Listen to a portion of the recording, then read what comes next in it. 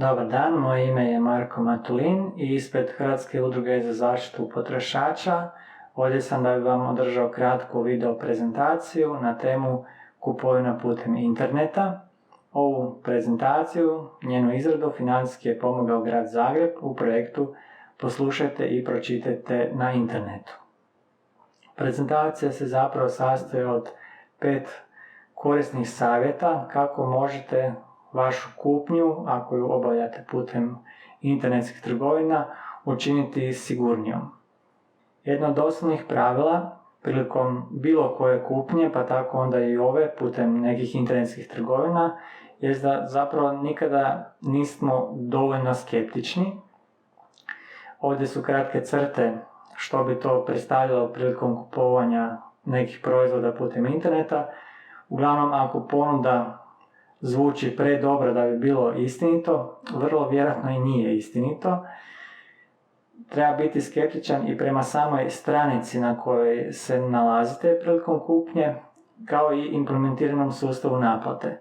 Vrlo često nam u naše e-mail sandučiće pristižu različite ponude, linkovi na nekakve trgovine koje ne moraju biti niti u Hrvatskoj, gdje nam se oglašava da su neki proizvodi na velikim popustima, pa možda po neki put i kliknemo na takve linkove i ti linkovi nas odvedu na nekakve web stranice gdje najprije, ako zaista želimo obaviti kupnju, moramo se uvjeriti kakva je uopće to web stranica, je li to nekakva renomirana web trgovina, kakav je implementirani sustav naplate i sl. Pa sam ovdje dao primjer, na primjer da vas takav jedan link odvede na web stranicu neke trgovine i isprva se čini da je ista stvar i ovaj prvi i drugi link, no međutim velika je razlika u protokolu koji se koristi. Vidite, ovaj drugi link započinje sa HTTP i ima onda još dodatak S. To znači da se ta stranica nalazi na web mjestu gdje se komunikacija obavlja sa posredstvom sigurnosnih protokola, gdje u ovom prvom slučaju to nije slučaj. To što ta stranica upotrebljava HTTPS protokol ne znači nužno da smo 100% zaštićeni, ali je dobar prvi korak. Dakle, i prije same kupnje uvjeriti se najprije je li ponuda zaista to što ste i smislili da je, a kao drugo dobro pregledati samu stranicu i vidjeti upotrebljava li nužne protokole za sigurnu kupovinu te udovoljavali ostalim kriterijima.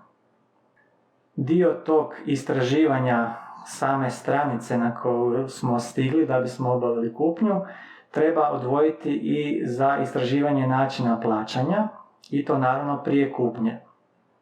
Zašto je to važno? Pa zato što ovdje je navedeno da one trgovine koje su sumnjive ne znači nužno da nas neko želi prevariti, no međutim te neke trgovine koje nude isključivo plaćanje kompletnog iznosa i to unaprijed, malo jesu sumnjive jer danas, budući da je internet tehnologija toliko raširena, nije problem ako netko ima web trgovinu implementirati i ostale sustave naplate karticama, obročno, prijenosom na bankovni račun i sl.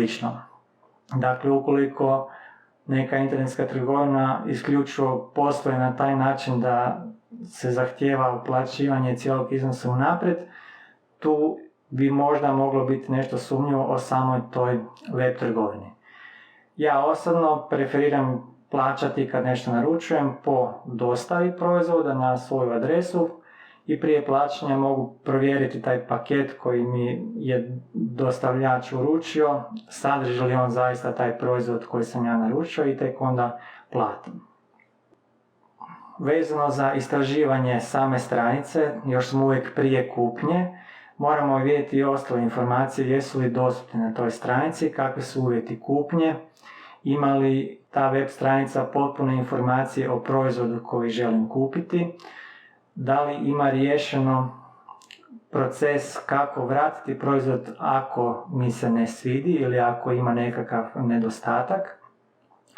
Također sadrži li uopće stranica informacija o trgovcu, znam li ja uopće od koga kupujem taj neki proizvod, jer u slučaju bilo kakvih sporova na koje mogu kasnije nastati, znam li uopće kome se mogu onda obratiti, odnosno koga ću tražiti da mi nadoknadi nekakvu eventualnu štetu.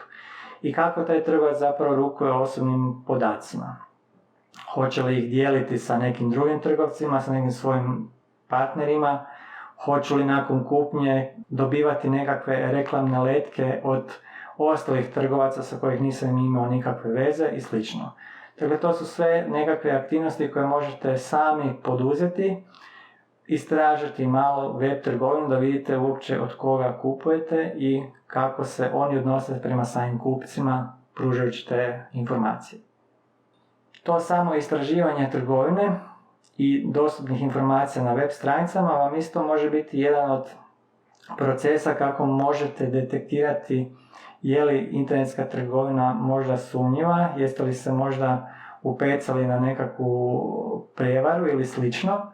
Zato što sam taj tekst stranice vam može puno reći o tome je li zapravo ta trgovina lažna. A o čemu se radi?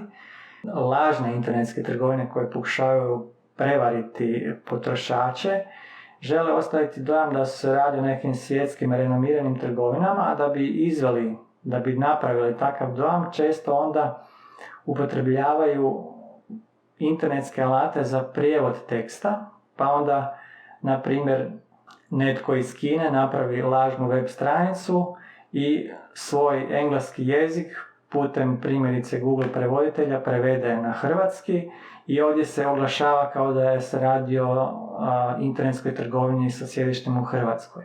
No međutim, takav tekst koji je on preveo je pun gramatičkih grešaka i ako naiđete na takvu stranicu, trebali bi je izbjegavati. Posljednja stvar na koju je dobro obratiti pozornost jest na toj web stranici gdje se nalazi trgovina, jesu li istaknuti, evo kao na ovoj sličici sa desne strane, neki sigurnosni certifikati koje ta trgovina ima, jer oni vam uvelike mogu pomoći da prepoznate koja trgovina je sigurna. Naravno, morate opet voditi računa da ako vas netko želi prevariti, ako netko radi web stranicu koja je zapravo lažna internet trgovina, ništa ga ne sprečava da i on stavi te sličice na svoju stranicu, ali uz ove sve ostale aktivnosti, provjere ostalih informacija, trgovca i slično, vam može onda upotpuniti dojam radi li se zapravo o lažnoj trgovini ili ne.